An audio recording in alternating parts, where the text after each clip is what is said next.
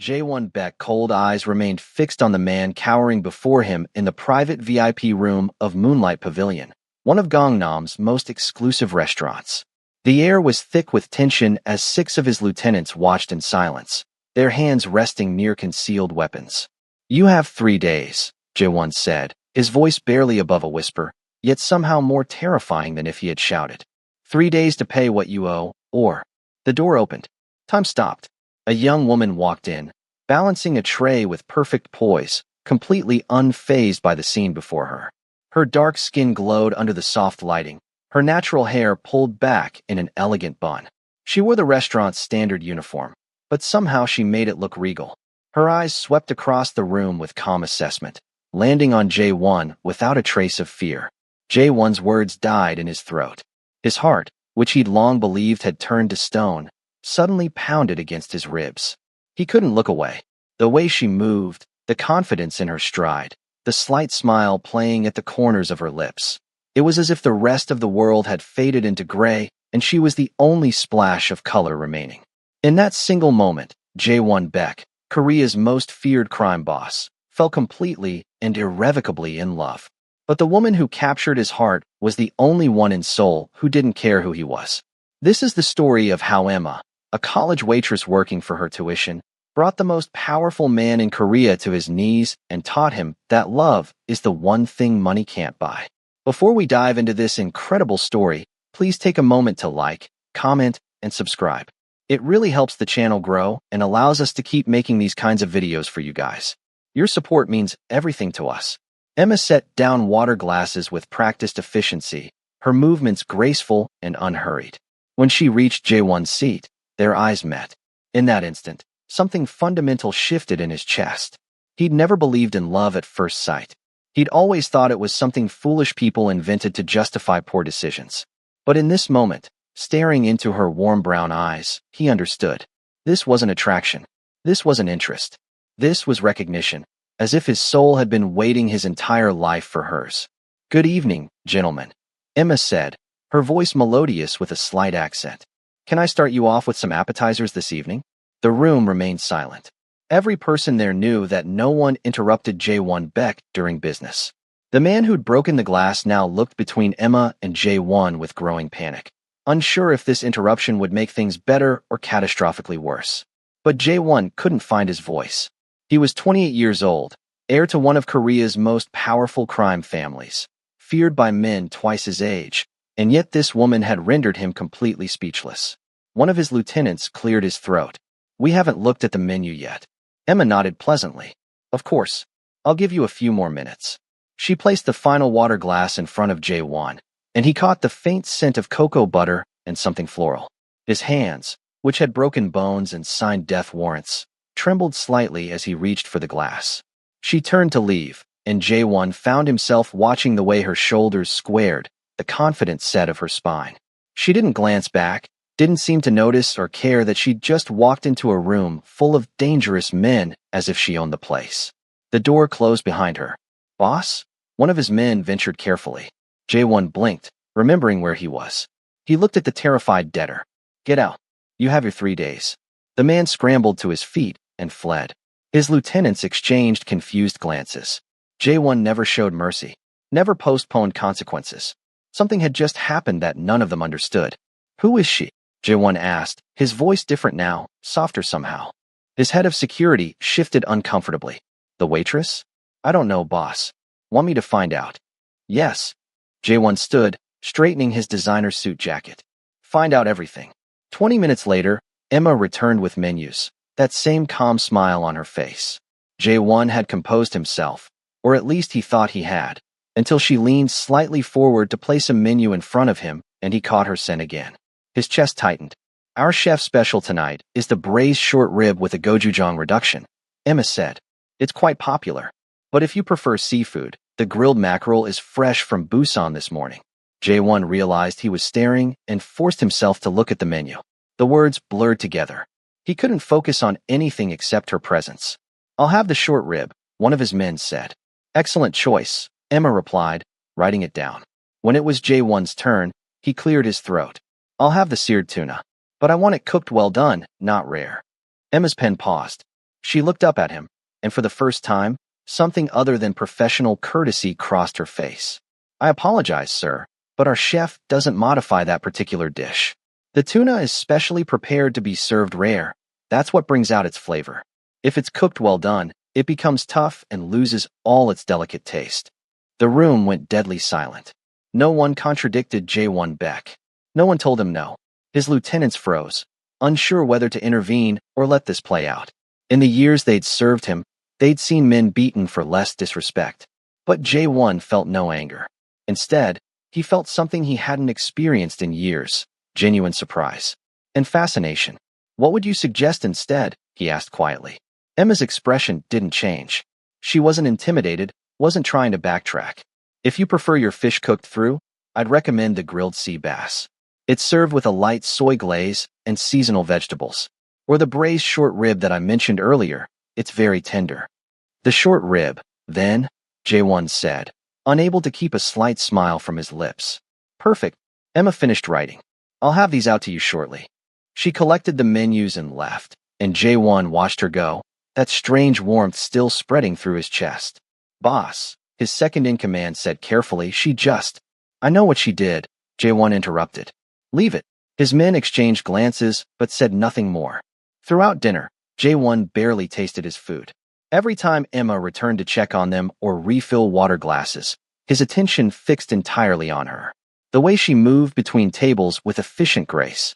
The way she smiled at customers, genuine and warm. The way she seemed to navigate the restaurant's complex social dynamics without a hint of nervousness.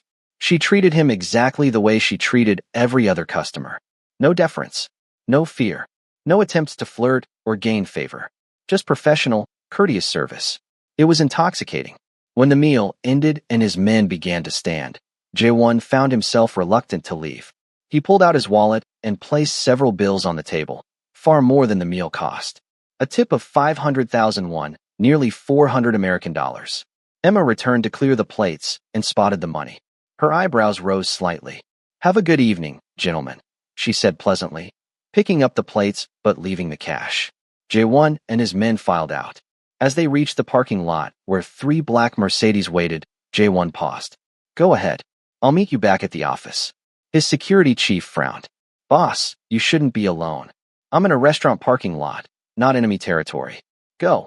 Reluctantly, his men got into the cars and drove away. J1 leaned against his vehicle, waiting. 10 minutes later, Emma emerged from the restaurant, walking quickly toward him. She held out the cash.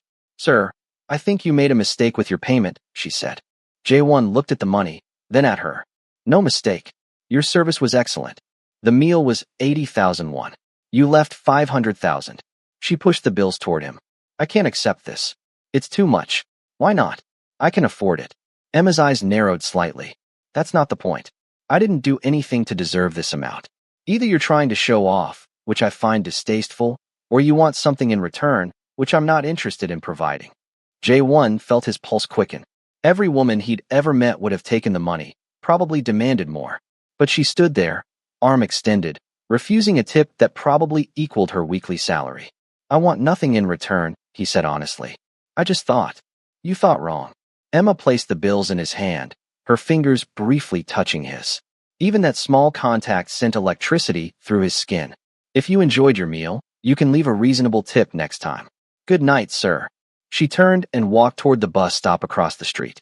J1 stood in the parking lot, holding the rejected money, watching her wait for the bus like any ordinary person. A woman who'd just turned down more money than most people made in a week, walking away from him without a second glance. In that moment, J1 Beck realized he'd just met the one thing he couldn't have, and he'd never wanted anything more in his entire life. The next morning, J1 sat in his penthouse office overlooking the Han River, listening to his head of security's report. Minho had been with the family for 15 years and had never seen his boss this invested in anyone's background check. Her name is Emma Davis, 23 years old, from a small town in Georgia, United States.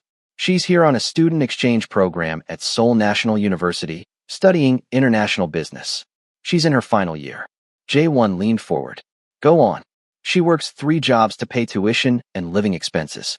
Morning shifts tutoring English to elementary students, weekend retail at a clothing store in Myeongdong, and evening shifts at Moonlight Pavilion. She sends roughly 40% of her earnings back to her family in the States. Her family situation? Minho consulted his notes. Single mother, 2 younger siblings.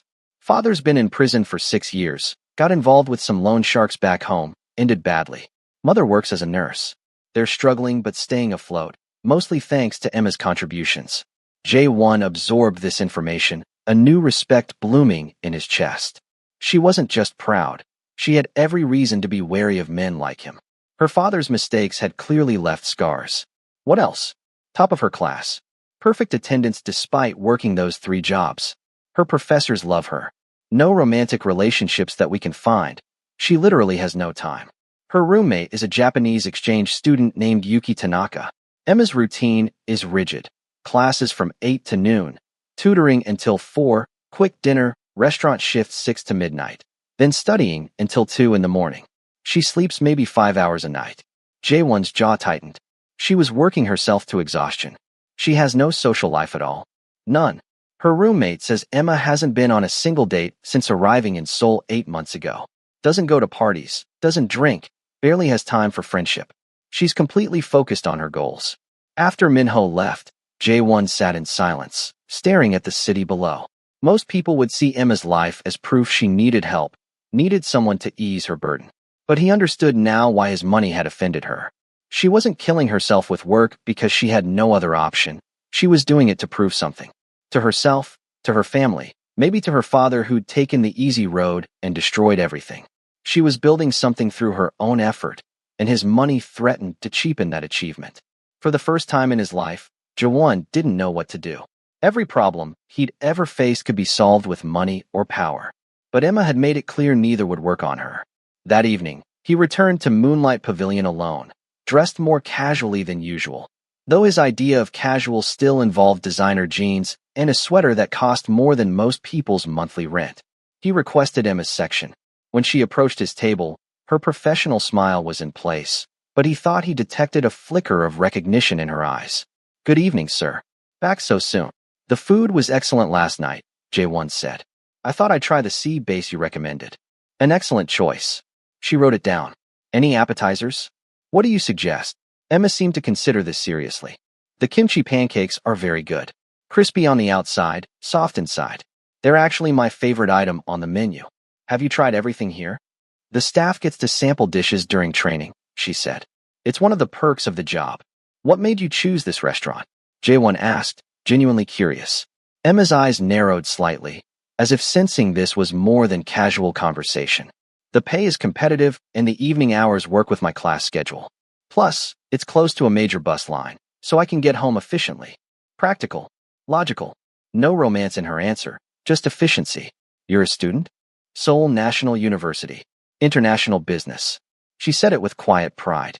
"That's impressive. Very competitive program." "Yes, it is." Emma shifted her weight, clearly wanting to move on. "I'll get your order in." Over the next 2 weeks, J1 came to the restaurant every single night. He tried different dishes, always asked Emma's opinion, always left a reasonable tip, exactly 15%, nothing more. He was trying to prove he could respect her boundaries. But he couldn't help trying to learn more about her. Small questions, casual conversation during the brief moments when she checked on his table. He learned she loved old jazz music, that she missed her mother's cooking, that she dreamed of opening her own consulting firm one day, helping small businesses grow. Emma remained polite but distant, treating him like any regular customer. And somehow, that made him want her even more. One night, as she brought his check, J1 took a chance. "Would you like to get coffee sometime? When you're not working?" Emma set down the check, her expression unreadable. "I appreciate the offer, but I'm very busy with school and work. I don't really have time for socializing. Not even for an hour? Especially not for an hour," she said gently but firmly. "Every hour counts right now. I'm sorry." She walked away, leaving J1 with the check and a growing sense of desperation. Every woman he'd ever shown interest in had been eager, available, willing to rearrange their entire life for a chance to be with him. Emma couldn't spare him 60 minutes. The following week, J1's frustration mounted. He wasn't used to waiting, to being denied. His lieutenants noticed his distraction during meetings. His father commented on his uncharacteristic patience with a business rival. Everything in his life felt muted, colorless, except for those brief interactions at the restaurant. Then he made his first real mistake. A luxury shopping bag appeared at the restaurant on a Tuesday evening, addressed to Emma. Inside was a Chanel handbag worth nearly 3 million won, accompanied by a card that read simply, "For someone who deserves beautiful things. JB." When Emma's shift ended, she found Mrs. Park, the restaurant manager, in the office. "Mrs. Park, someone sent this to me at work. I can't accept it, and I need to know who sent it so I can return it." Mrs. Park looked uncomfortable. "Emma, it's from a valued patron. You should keep it. I don't care if it's from the president of Samsung. I'm not keeping a 3 million bag from a stranger. Please return it." "Emma." "Mrs. Park, with all due respect, if this happens again, I'll quit. I came here to work, not to be some customer's charity case or potential mistress. Return it, please." The bag was returned the next day. Jae-won received it back at his office with a note in Emma's handwriting. "I earn my own way. Please respect that." He stared at the note for a long time. Most women would have kept the bag and asked for matching shoes. Emma had rejected it without a moment's hesitation and threatened to quit her job over it. Minho entered the office, looking nervous. "Boss, maybe it's time to reconsider this pursuit. She's clearly not interested." "No," Jae-won said quietly. "She's interested. I see it in her eyes sometimes, just for a second before she looks away. But she won't let herself be. There's a difference." "Then what's your play?" Jae-won had no answer. For the first time in his criminal career, he was completely out of ideas. Over the next 2 weeks, he tried everything. He sent flowers. They were returned. He offered to pay her tuition outright. She told him if he mentioned money again, she'd request a different section. He tried sending gifts to her apartment. Her roommate Yuki brought them all back to the restaurant in a garbage bag. "She says to tell you she's not a project," Yuki had said, looking amused. "And that if you really want to impress her, try respecting her the first time she says no." Jae-won was running out of moves. His entire life, problems had been solved through escalation. More money, more pressure, more power. But Emma only pulled further away with each attempt. Then he had what he thought was a brilliant idea. If she wouldn't let him help her directly, maybe he could orchestrate situations where he could demonstrate his worth, where she could see him as a hero rather than a threat. He had Minho arrange for a mugging attempt near her campus. Nothing dangerous, just a staged scenario where a hired actor would try to snatch her purse, and Jae-won would conveniently be nearby to intervene.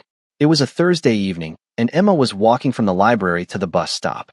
The actor approached as planned, reaching for her bag with a practiced motion designed to look threatening but cause no real harm. Emma's response was immediate and devastating.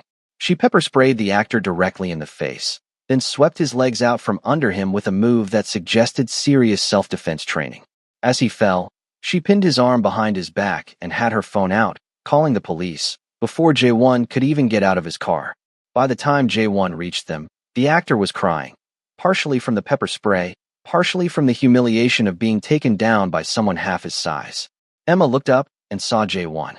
Then she looked at the actor, then back at Jae-won. Her expression shifted from concentration to understanding to disappointment. "Really?" she said, her voice cold. "You thought I'd fall for this?" "Emma, I just wanted. His shoes are worth more than my monthly rent. His nails are manicured." And he hesitated for a full 3 seconds before grabbing my bag. No real criminal hesitates. She stood up, releasing the still whimpering actor. "You staged this." Jae-won opened his mouth, then closed it. There was no point in lying. Emma's eyes, which had always held warmth even when she was being firm, now looked at him with something that made his chest ache. Disappointment. Deep, profound disappointment. "I actually thought you might be different," she said quietly. "Every night you came to the restaurant, you were polite, respectful. You stopped with the expensive tips, stopped with the gifts. I thought maybe you were actually listening." "I was listening. I am. I just wanted to help. By staging a fake crime so you could play hero?" Emma's voice rose slightly. "Do you have any idea how insulting that is? You think I need saving? You think I'm some damsel who'll fall into your arms if you rescue me?" The actor had crawled away and was stumbling toward a nearby convenience store, probably to wash out his eyes. A few pedestrians had stopped to watch the confrontation, phones out. "I grew up in neighborhoods where my mother walked me to school because real danger existed on every corner," Emma continued, her voice shaking now, not with fear, but with anger. "I learned to defend myself because I had to, not because it was a hobby. I've dealt with actual threats, actual violence. And you thought you could just manufacture a scenario where I'd need you. That's not what I... Yes, it is. Emma stepped closer, and despite her smaller stature, J1 felt like he was the one being towered over. You've been trying to make me need you since the moment we met. The tips, the gifts, the offers to pay my tuition. And when all of that failed, you decided to create a crisis you could solve. Because you can't handle the fact that I don't need anything from you. You're right, J1 said, the words coming out before he could stop them. You're absolutely right. I don't know how to do this. I don't know how to approach someone who doesn't want anything from me. Emma's expression softened slightly, but the disappointment remained. Then maybe you should stop trying. Because this, she gestured between them. Whatever you think this is, it's not happening. Not like this. She turned and walked toward the bus stop, her shoulders stiff with tension. J1 watched her go, making no move to follow. For the first time, he understood that he wasn't just failing to win her over. He was actively pushing her away. Every attempt to demonstrate his worth only proved how little he understood about what she actually valued. The bus arrived, and Emma boarded without looking back. J1 stood on the sidewalk, watching the taillights disappear into Seoul's evening traffic, feeling more lost than he'd ever felt in his life. Back at his penthouse, J1 poured himself a whiskey and stared at the city lights. His phone buzzed with messages from his lieutenants about territory disputes and shipment schedules, but he ignored them all. Minho entered the apartment using his key, took one look at J1's face, and poured himself a drink too. That bad? She saw through it immediately. Called me out in the middle of the street. Minho winced. What did she say? That I've been trying to make her need me because I can't handle that she doesn't want anything from me. J1 drained his glass. She's right. About all of it. They sat in silence for a moment. Finally, Minho spoke. Boss, can I say something that might get me fired? Go ahead. Maybe the problem is that you're still thinking like a crime boss. Like this is a negotiation or a territory dispute. You're trying to find her weakness, exploit it, make her dependent. That's how you handle business rivals, not how you court a woman. J1 looked at his oldest friend. Then how do I court a woman? I've never had to try before. Maybe that's exactly your problem. Every woman you've been with wanted your money or your power. Emma doesn't want either. So all your usual moves not only don't work, they actively repel her. You need to figure out what you actually have to offer her as just a man, not as J1 Beck, crime boss. And what if the answer is nothing? Minho shrugged. Then you let her go. But I don't think that's the answer. I think you're just terrified to try being vulnerable with someone for the first time in your life. After Minho left, J1 sat alone with those words. Vulnerable. When was the last time he'd been vulnerable? When he was a child, before his father's world had hardened him into something cold and calculating. He'd built walls so high that no one could hurt him, but those same walls prevented anyone from truly knowing him. Emma had seen through those walls from the beginning. She'd looked at him that first night and seen just a man, not a legend or a monster. And instead of appreciating that gift, he'd spent weeks trying to impress her with the very things she clearly didn't care about. 3 weeks passed. J1 didn't return to the restaurant. It was the hardest thing he'd ever done, staying away, but Emma had asked him to stop, and for once he was going to actually listen. Every evening around 9 o'clock, when he knew her shift would be ending, he fought the urge to drive to Moonlight Pavilion just to catch a glimpse of her. Instead, he threw himself into business, but his heart wasn't in it anymore. Decisions that once came easily now felt hollow. His father noticed the change. You've been distracted, the older Beck said during a meeting about expanding their operations into Busan. This isn't like you. I'm fine. You're not fine. You're thinking about that girl. The American. J1 didn't bother denying it. Yes. His father studied him for a long moment. And what has thinking about her accomplished? Has she fallen at your feet? Begged for your attention? No. Then forget her. There are plenty of women who would be honored. I don't want plenty of women. J1 interrupted, his voice sharp. I want her. Why? What makes her so special? J1 thought about that question. Really thought about it. Because when she looks at me, she sees who I could be, not who I am. Everyone else looks at me with fear or greed. She looked at me with disappointment because she expected better from me. Do you know how rare that is? To have someone believe you could be better? His father was quiet for a moment. And has this revelation changed anything? Are you planning to walk away from the family business? Become the man she wants you to be? I don't know, J1 admitted. I don't know if I can. Then you've answered your own question about why she keeps rejecting you.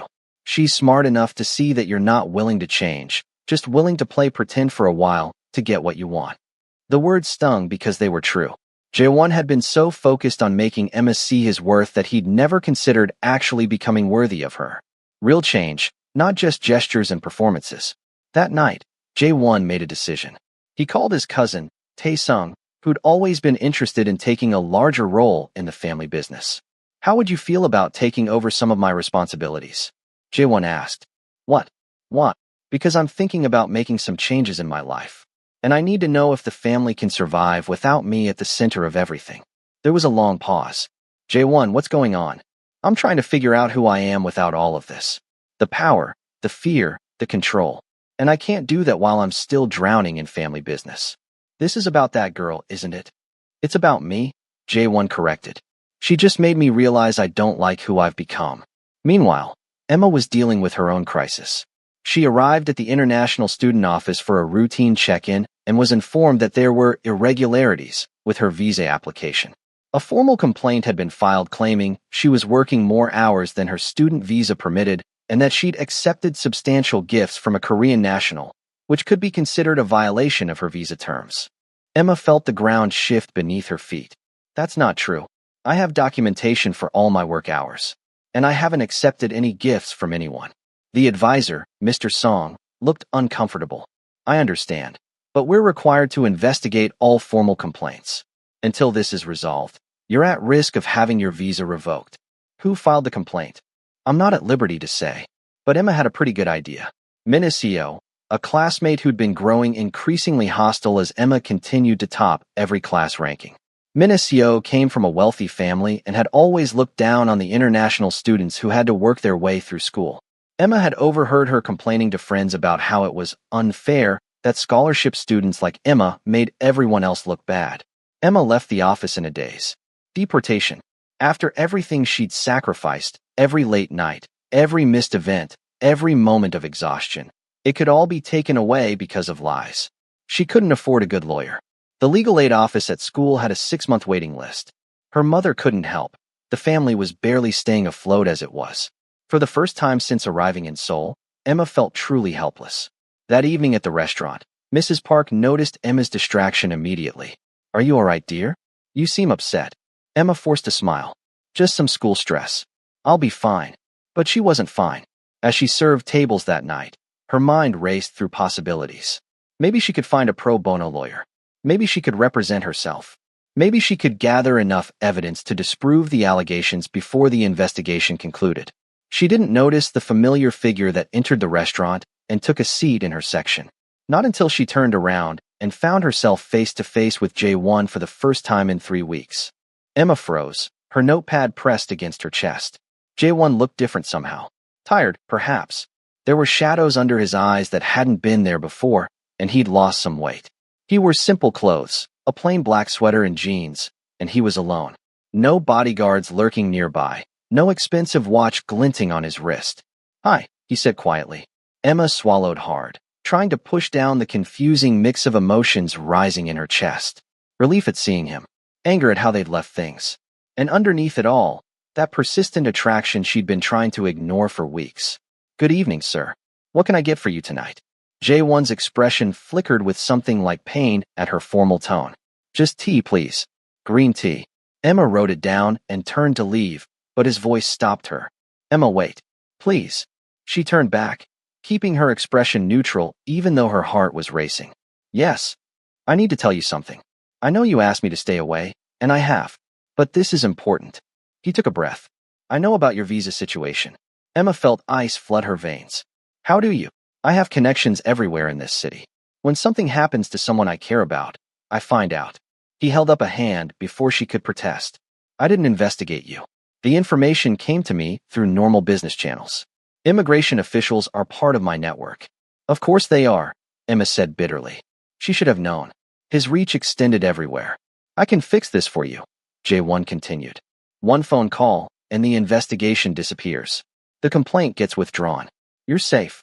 Emma felt tears of frustration burning behind her eyes. Here it was again. The offer of salvation. The easy way out. And she wanted it so badly it physically hurt. She was exhausted from working and stressing and fighting. The idea of just letting him make it all go away was so tempting.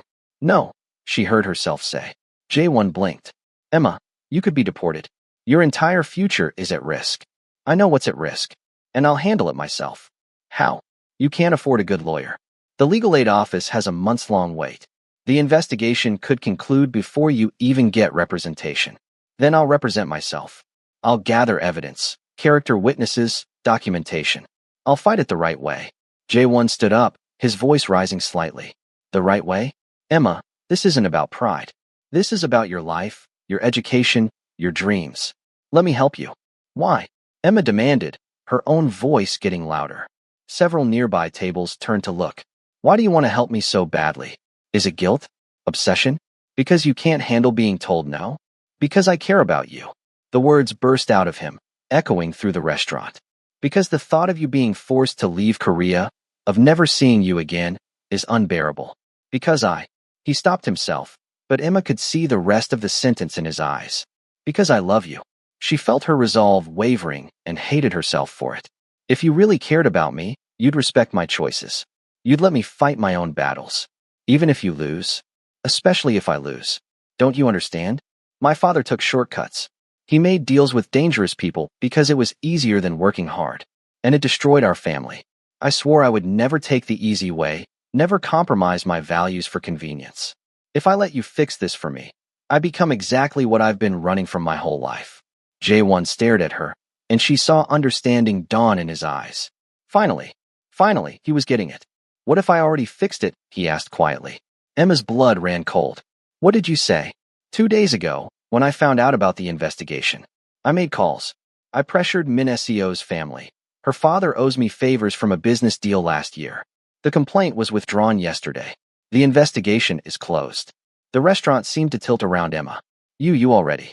I couldn't just stand by and watch you suffer when I could help. I'm sorry, Emma. I couldn't do it. Emma felt something crack inside her chest. All her resolve, all her determination to handle things herself, and he'd already taken that choice away from her. She'd never know now if she could have won on her own merit. He'd stolen that from her. Get out, she whispered. Emma, get out. Her voice broke on the words. Get out of this restaurant. Get out of my life. I never want to see you again. Mrs. Park appeared at her elbow. Emma, perhaps you should take a break. I'm fine, Emma said, even though tears were streaming down her face now. I'm perfectly fine. Sir, if you're not ordering food, I need you to leave. Jae-won looked like she'd struck him. He opened his mouth, closed it, then nodded slowly. I'm sorry, he said one more time. Then he turned and walked out of the restaurant. Emma stood there, shaking, as the other diners slowly returned to their conversations. Mrs. Park gently guided her to the back office. Sit down, dear. I'll have someone cover your tables. Emma collapsed into a chair, her emotions overwhelming her. She was angry, furious, at Jae-won for once again making decisions about her life without her consent. But underneath the anger was something else. Grief. Because part of her had wanted him to be different. Part of her had hoped that maybe, just maybe, he could learn to love her without trying to control her. But he couldn't. He'd proven that tonight. When faced with the choice between respecting her wishes and using his power to save her, he'd chosen power. He'd always choose power. He loves you, you know, Mrs. Park said quietly. Emma looked up, surprised. What? I've worked for the Beck family for 20 years. I've seen Jae-won with dozens of women. I've never seen him look at anyone the way he looks at you. That man is in love with you. Love isn't enough, Emma said, wiping her eyes. Not if he can't respect me. Not if he sees me as something to be protected and controlled rather than as an equal. Mrs. Park nodded slowly. You're probably right. But maybe he's learning. 3 weeks ago, he would have told you what he did and expected gratitude. Tonight, he looked genuinely sorry. That's growth, even if it's not enough growth yet. Emma wanted to argue, but she was too tired, too emotionally drained. She just wanted to go home, crawl into bed, and forget this entire night had happened. But when she finally made it back to her small apartment, she found she couldn't sleep. She lay in bed, staring at the ceiling, replaying the conversation over and over. The look on Jae-won's face when she'd told him to leave. The way his voice had cracked when he'd said he cared about her. Her phone buzzed. Against her better judgment, she looked at it. A message from an unknown number. I know you told me to stay out of your life. I'll respect that this time. But I need you to know something. Attached is documentation of everything I did regarding your visa case. Every call I made, every person I pressured, every favor I called in. If you want to reopen the investigation and fight it on your own merits, you can use this to invalidate everything I did. The choice is yours. It always should have been. I'm sorry for taking it away from you. JB. Emma opened the attachment with shaking hands. It was all there. Phone records, emails, documented conversations. Everything she would need to prove that the case had been resolved through improper influence rather than legitimate investigation. He was giving her the power to undo everything he'd done, even if it meant she might be deported, even if it meant losing her forever. Emma stared at the documents for a long time. Then she looked at the formal notice from the immigration office that had arrived that afternoon. Investigation concluded. No irregularities found. Visa status confirmed. She could reopen everything. Fight it the way she'd wanted to. Prove she could win on her own. Or she could accept what had happened and move forward. For the first time, Jaewon had given her a real choice. Not manipulation disguised as help, but actual agency over her own life. The documents proved he understood, finally, what he'd taken from her. And more than that, they proved he was willing to risk everything to give it back. Emma closed the attachment and set her phone aside. She didn't delete the file, but she didn't forward it to the immigration office either. Instead, she let herself think about what Mrs. Park had said. Maybe he's learning. The question was learning enough? And even if he could change, could she trust that change to be real and lasting? Emma didn't have answers. But for the first time since meeting Jaewon Beck, she felt like maybe, just maybe, there could be a future where those answers were possible. 3 more weeks passed. Emma threw herself into her studies with renewed intensity. Finals were approaching, and she needed to maintain her perfect GPA to graduate with honors. The visa scare had shaken her, but it had also reinforced her determination to succeed on her own terms. She didn't hear from Jaewon. No messages, no visits to the restaurant, no elaborate gestures. True silence. And she found herself missing him in ways that surprised her. She'd catch herself looking toward the door during her shifts, hoping to see him walk in. She'd remember small things, the way he listened when she talked about her dreams, the genuine smile that rarely crossed his face but transformed it completely when it did. Yuki noticed Emma's distraction during their study sessions. You're thinking about him again. Emma didn't bother denying it. I shouldn't be. He interfered with my life, made decisions without my consent. But he also gave you the evidence to undo it all. And he stayed away like you asked. Doesn't that count for something? Maybe. I don't know. Emma closed her textbook with a sigh. What if he only sent that documentation to manipulate me into forgiving him? What if it's just another strategy? Then he's playing a really long game for someone who could have any woman he wants with a snap of his fingers. Yuki leaned back in her chair. Look, I'm not saying you should run back to him. But maybe you're not being entirely honest with yourself about why you're still so angry. What do you mean? I mean, maybe you're angry because he helped you, and part of you is relieved he did. Maybe you're angry at yourself for being glad you didn't have to fight that battle alone. Emma opened her mouth to argue, then stopped. Was that true? Had she been projecting her own conflicted feelings onto Jaewon? Before she could explore that thought further, her phone rang. Her mother's number flashed on the screen. Hey, Mom. Emma, baby, I have news. Her mother's voice was trembling with emotion. Your brother got the scholarship. Full ride to Georgia Tech. He's going to college. Emma felt tears spring to her eyes. Mom, that's incredible. And your sister got accepted into that art program she wanted. The one with the stipend.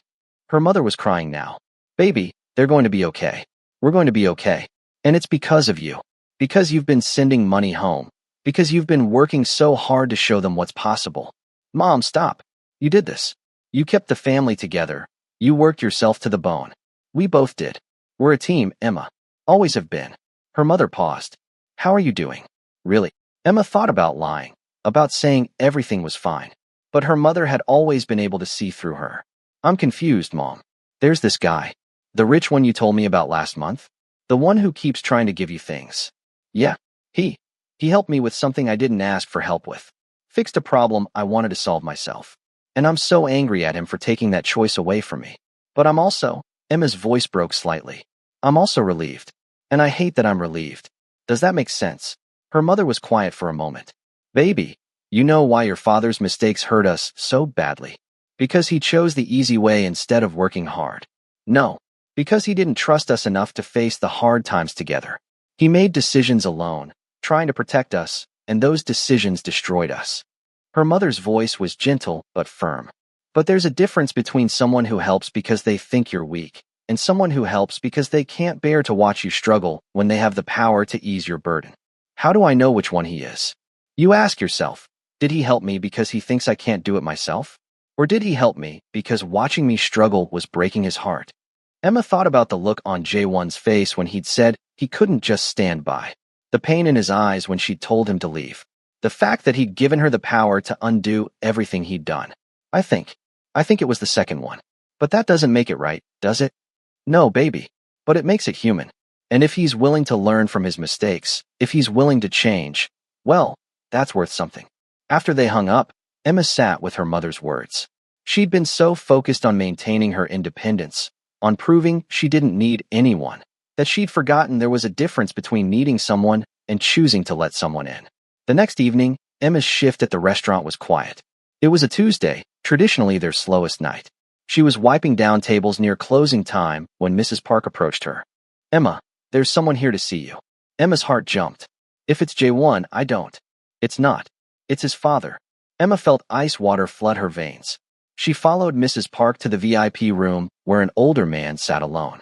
He had Jaewon's eyes, but harder, colder. This was a man who had built an empire on fear and violence. Sit down, Miss Davis. Emma remained standing. I'm working. Whatever you have to say. My son has been distracted for months because of you.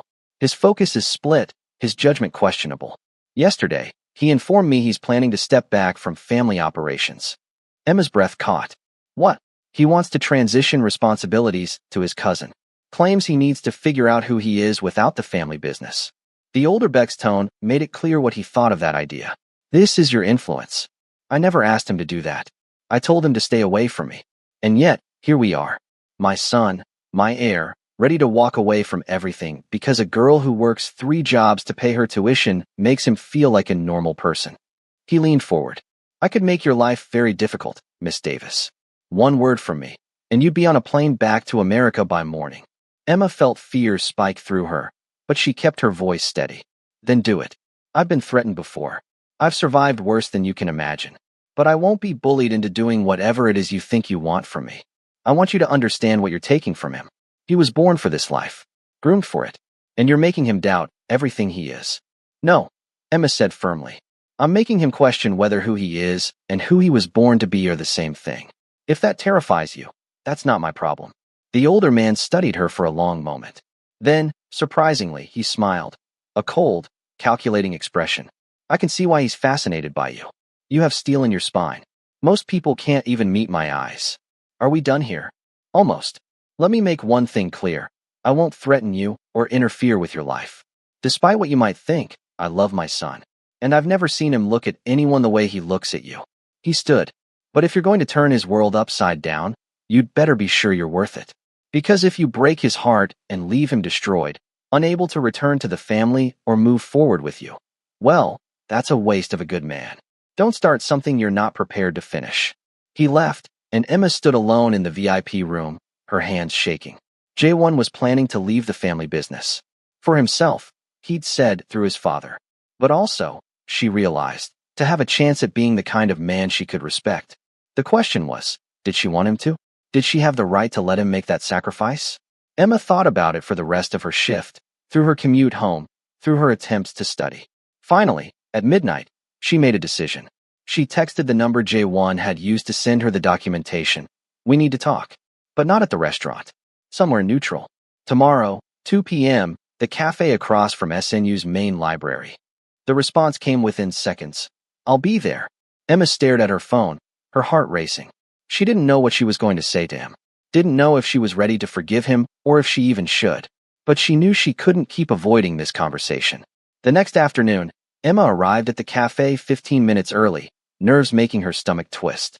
She ordered a coffee she didn't drink and sat at a corner table, watching the door. Jaewon arrived exactly at 2 o'clock. He looked different, thinner, tired, but somehow lighter too. He wore jeans and a simple sweater, no designer labels visible. When he spotted her, relief flooded his face, followed immediately by uncertainty. He approached slowly, as if afraid she might bolt. Hi. Hi. Emma gestured to the empty chair. Sit down.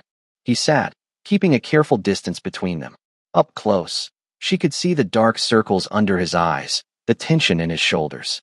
He looked like a man who hadn't been sleeping well. Thank you for agreeing to meet me, J1 said quietly. I wasn't sure you would. I almost didn't.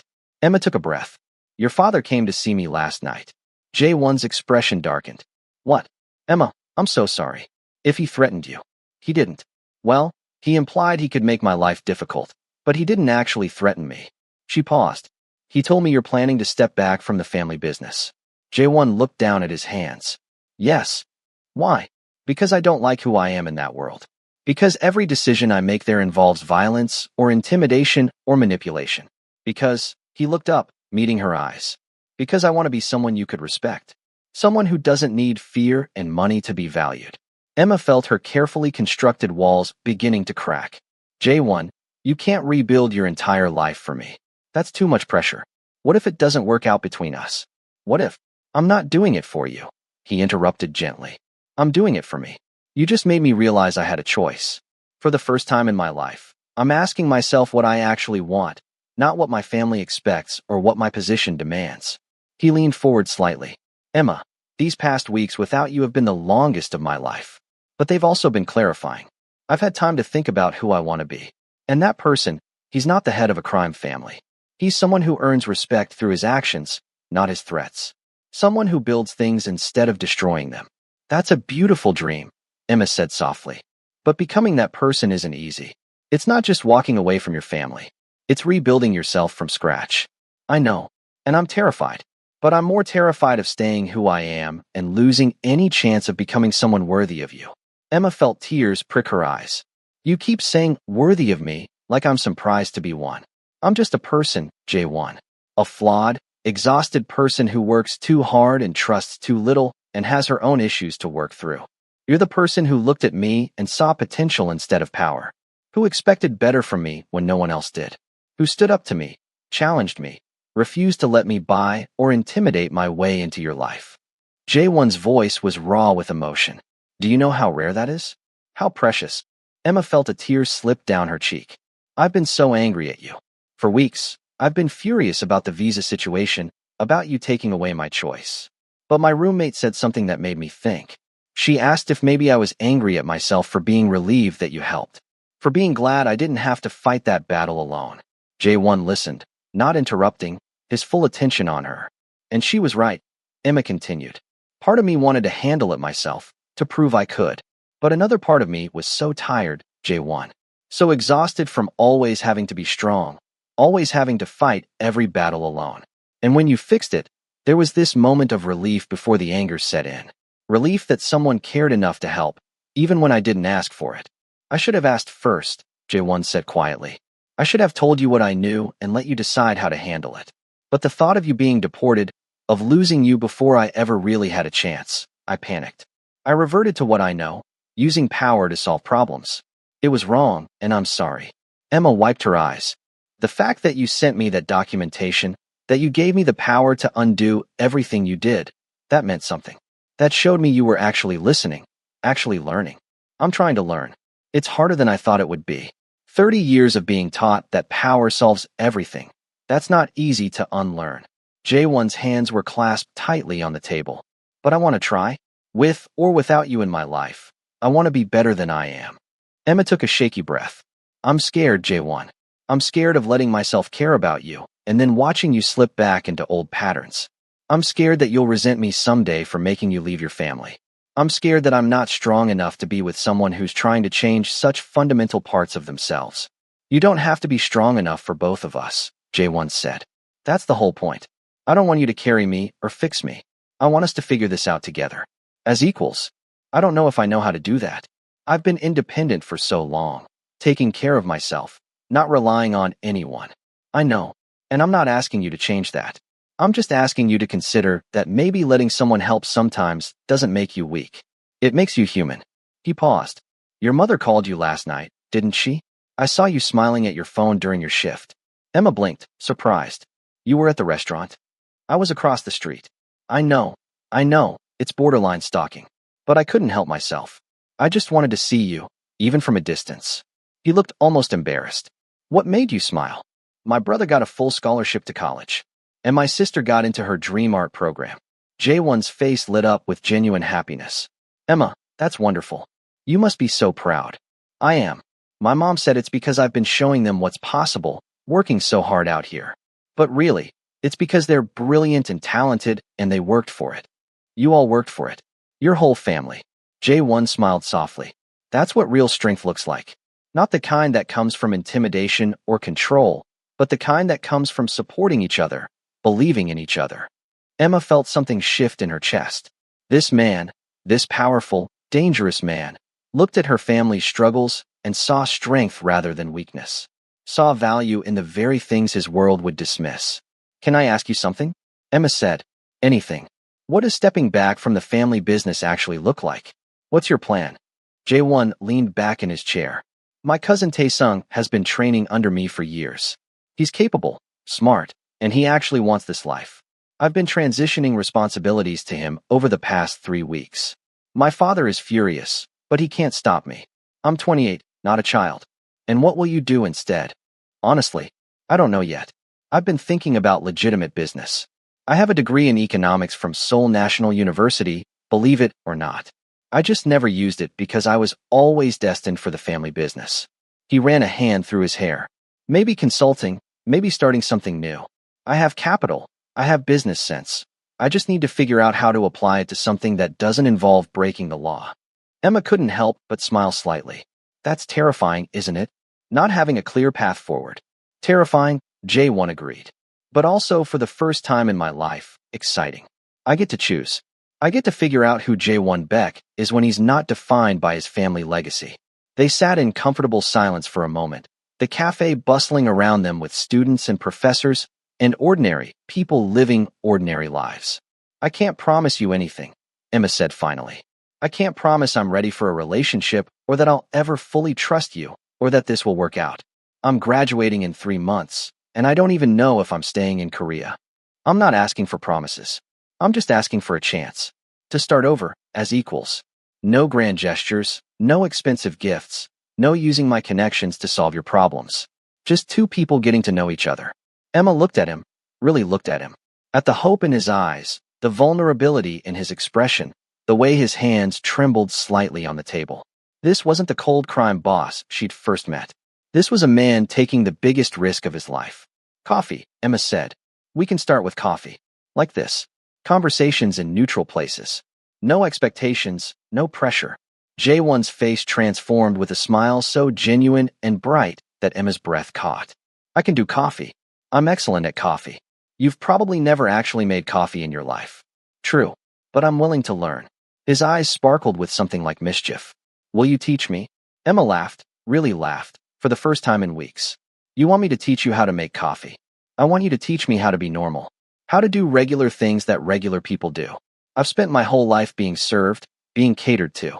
I don't actually know how to cook, how to clean, how to do laundry. Oh my God, you're a disaster, Emma said, but she was still laughing.